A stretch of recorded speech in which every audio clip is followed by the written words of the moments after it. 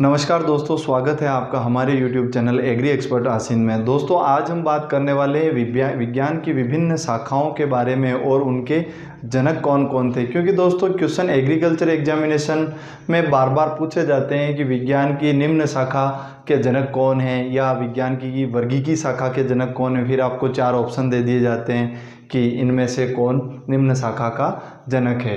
तो दोस्तों, कुछ विज्ञान की शाखाएं हैं या कृषि विज्ञान की कुछ शाखाएं हैं जिनको बार बार एग्रीकल्चर एग्जामिनेशन में पूछा जाता है। दोस्तों, आज बात करते हैं।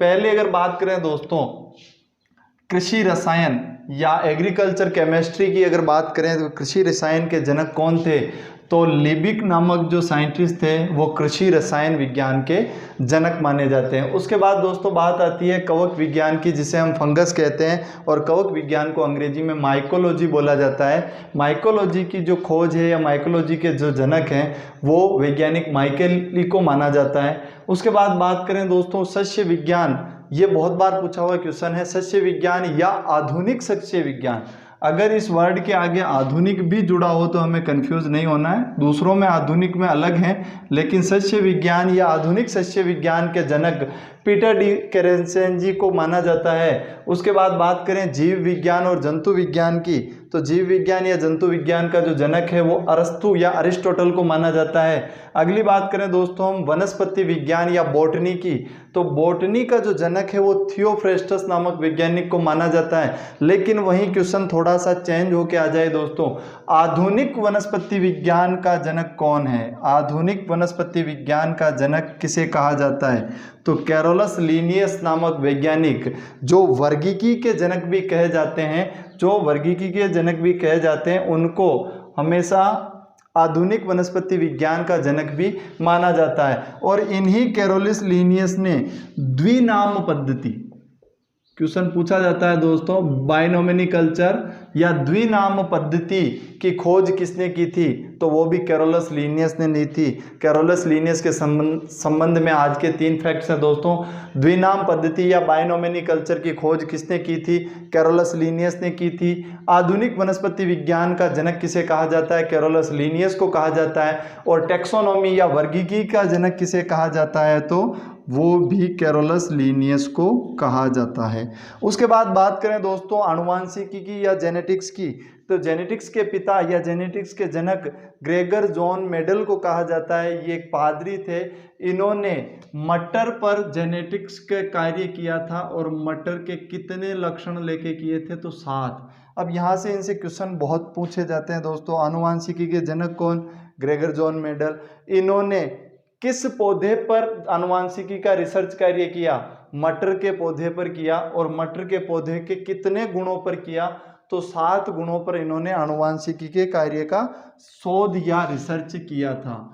अगली बात आ जाए दोस्तों, आधुनिक आनुवांशिकी के जनक किसे कहा जाता है? तो मॉर्गन नामक वैज्ञानिक को आधुनिक आनुवांशिकी का जनक कहा जाता है। सारी चीजें साथ साथ इसलिए दोस्तों, वनस्पति विज्ञान में थियोफ्रेस्टस, लेकिन आधुनिक वनस्पति विज्ञान केवल एक वर्ड जुड़ा है आधुनिक, आंसर आपका चेंज है कैरोलस लिनियस। आनुवांशिकी मेंडल, आधुनिक आनुवांशिकी मॉर्गन। उसके बाद दोस्तों बात करें हम कृषि मौसम विज्ञान के जनक किसे कहा जाता है?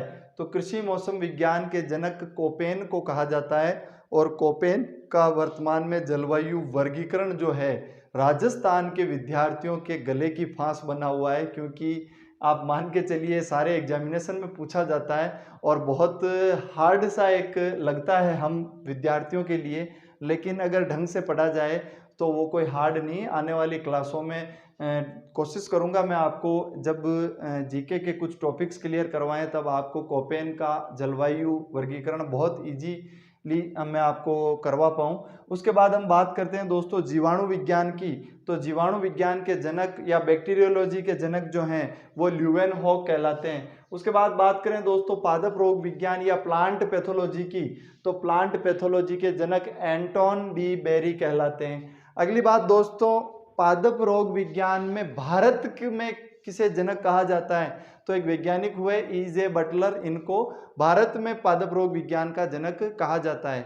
जहाँ तक बात करें माइक्रोबायोलॉजी या सूक्ष्म जीव विज्ञान के जनक इनको किनको कहा जाता है? तो लुईस पास्चर नामक वैज्ञानिक को सूक्ष्म जीव विज्ञान या बैक्टीरियोलॉजी या माइक्रोबायोलॉजी का जनक कहा जाता है। उसके बाद माफ कीजिएगा दोस्तों, बैक्टीरियोलॉजी ल्यूवेनहॉक है और आपके माइक्रोबायोलॉजी या सूक्ष्म जीव विज्ञान लुईस पाश्चर। उसके बाद बात करें दोस्तों जीवांश विज्ञान की, तो लियोनार्ड विंची को जीवांश में विज्ञान का जनक कहा जाता है। वहीं जीवांश विज्ञान का जनक भारत में डॉक्टर बीरबल साहनी को कहा जाता है। उसके बाद बात करें दोस्तों जैविक खेती, जिसे हम हिंदी में जैविक खेती और अंग्रेजी में ऑर्गेनिक फार्मिंग कहते हैं, तो ऑर्गेनिक फार्मिंग के जनक कौन है? Albert Howard. उसके बाद दूसरी खेती आती है वर्तमान में दोस्तों, जिसका बहुत ज़्यादा दोनों का चल रहा है, आप जैविक खेती कह लीजिए या जैव गतिकी खेती कह लीजिए। जैव गतिकी खेती का जो इंग्लिश नाम है वो ज़्यादा पूछा जाता है बायोडायनेमिक खेती, बायोडायनेमिक फार्मिंग या बायोडायनेमिक खेती, यानी ये चंद्रमा के आधार पर खेती की क्रियाएं की जाती है, इसे बायोडायनेमिक या जैव गतिकी खेती कहा जाता है और इसके जो जनक हैं वो रुडोल्फ स्टेनर को कहा जाता है। उसके बाद दोस्तों बात करें सॉइल साइंस मृदा विज्ञान और मृदा विज्ञान की ही एक शाखा पेडोलॉजी की, तो इन दोनों शाखाओं का जनक या पितामह जिन्हें माना जाता है डॉकुचेव नामक वैज्ञानिक को माना जाता है। उसके बाद दोस्तों हम बात कर लेते हैं कोशिका विज्ञान की, तो कोशिका विज्ञान का जनक रॉबर्ट हुक को माना जाता है। अगली बात करें दोस्तों हम अर्थशास्त्र की, तो अर्थशास्त्र के विज्ञान पितामह या जनक एडम स्मिथ को कहा जाता है। उसके बाद एक इम्पोर्टेंट ब्लड ग्रुप का जो जनक या रक्त समूह के जो जनक है दोस्तों, हम बात करते हैं आज हमारा blood group A positive, O positive, O negative, A B positive. A B सबको दे सकता है या नहीं ले सकता है, ओ सबको दे सकता है। इस तरह की जो सारी संभावनाएं बनी या इन सारी जो इस साइंस को जिन्होंने इजाद किया उस साइंस के जनक या रक्त समूह साइंस के जनक जिन्हें कहा जाता है लैंड स्टेनर को कहा जाता है। एक और बात करें दोस्तों उत्परिवर्तन की, जिसे म्यूटेशन कहा जाता है, उत्परिवर्तन, और इसके क्वेश्चन पूछे जाते हैं इसलिए मैं वापस भूल गया था, लिखवा रहा हूं। ह्यूगो डी वरीज नामक वैज्ञानिक को म्यूटेशन या उत्परिवर्तन का जनक कहा जाता है। उसके बाद बात करें दोस्तों हम एपीकल्चर या मधुमक्खी पालन की जनक किसे कहा जाता है, तो फ्रांसिस हेबर नामक वैज्ञानिक को एपीकल्चर का जनक कहा जाता है। दोस्तों मुख्यतः जो पूछी जाती है बार बार वो विज्ञान की शाखाएं और उनके जनक आज आपके सामने या आपके साथ डिस्कस किया था। उम्मीद करता हूं ये सारी जानकारी आपके लिए लाभदायक सिद्ध होगी।